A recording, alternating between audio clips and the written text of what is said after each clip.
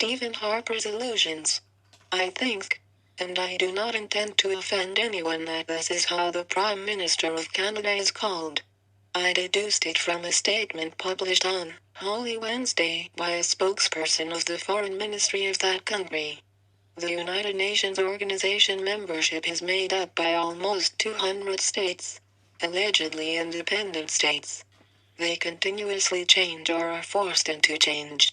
Many of their representatives are honorable persons, friends of Cuba, but it is impossible to remember the specifics about each and every one of them. During the second half of the 20th century, I had the privilege of living through years of intensive erudition, and I realized that Canadians, located in the northernmost region of this hemisphere, were always respectful towards our country. They invested in areas of their interest and traded with Cuba, but they did not interfere in the internal affairs of our state. The revolutionary process that began on January 1st, 1959, did not introduce any measure that affected their interests, which were taken into account by the revolution in maintaining normal and constructive relations with the authorities of that country, where a significant effort was being made in the interest of its own development. Thus, they were not accomplices of the economic blockade, the war and the mercenary invasion that the United States launched against Cuba. In May of 1948, the year that witnessed the foundation of the OAS, an institution with a shameful history which did away with what little was left from the dreams of the liberators of the Americas, Canada was from belonging to it. It kept that same status for more than 40 years, until 1990. Some of its leaders visited us. One of them was Pierre Elliott Trudeau, a brilliant and courageous politician who died prematurely. We attended his burial on behalf of Cuba. The OAS is supposed to be a regional organization made up by the sovereign states of this hemisphere.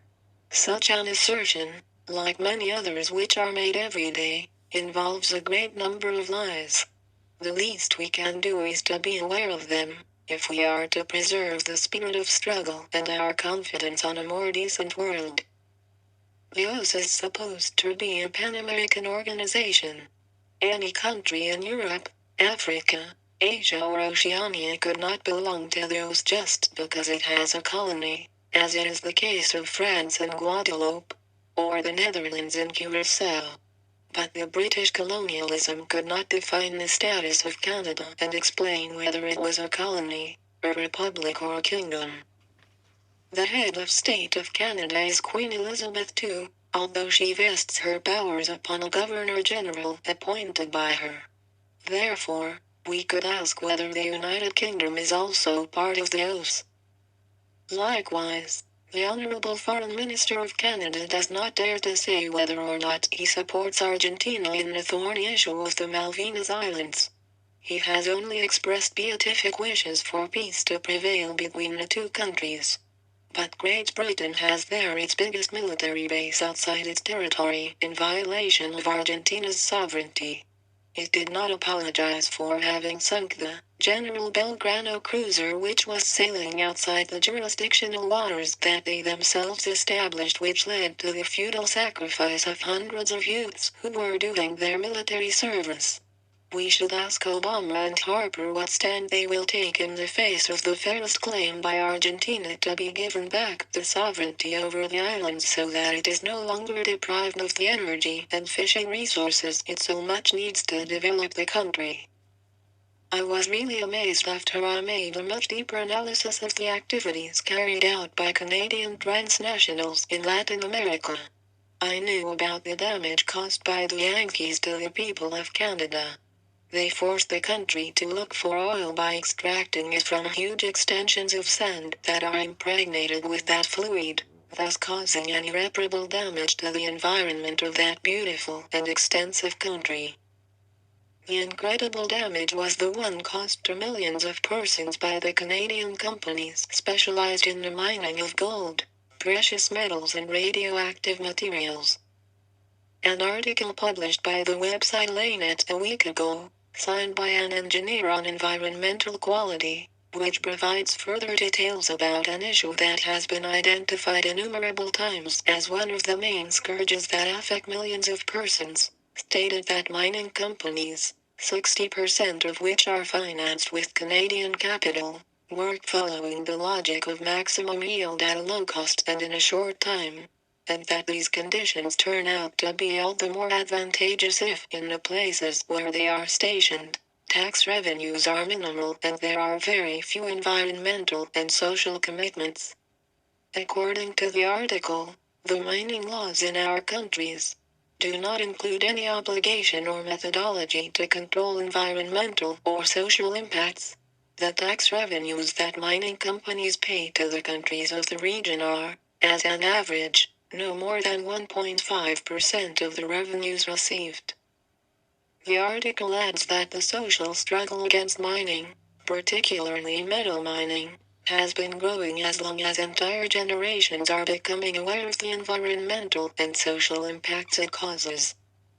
It states that Guatemala has put up an admirable resistance against mining projects, thanks to the indigenous population's awareness of the value of their territories and their natural resources, which they consider a priceless ancestral heritage.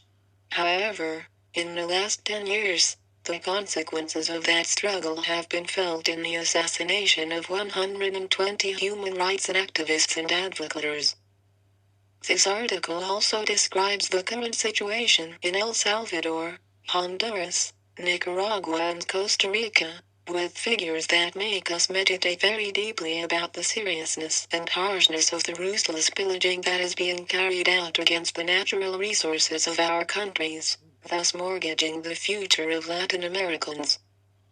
The presence of Dilma Rousseff, who made a stopover in Washington while traveling back to her country, will serve to persuade Obama that although there are some who take great delight in making slushy speeches, Latin America is far from being a choir of countries begging for alms. The Guayabera shirts to be worn by Obama in Cartagena has become one of the main issues covered by the news agencies. Edgar Gomez has designed one for the U.S. President, Barack Obama, who will be wearing it during the Summit of the Americas, said the daughter of the designer, who added, "It is a white, sober Guayabera, with a handiwork that is more striking than usual." Immediately after that, the news agency added that the Caribbean shirt was first made by the banks of the Ayabo River in Cuba. That is why they were originally called Yabaras. The curious thing about this, dear readers, is that Cuba has been forbidden to attend that meeting, but not the Guayabras. Who could hold back from laughing? We must hurry up and tell Harper. Fidel Castro Ruz. April 8, 2012. 8:24 p.m.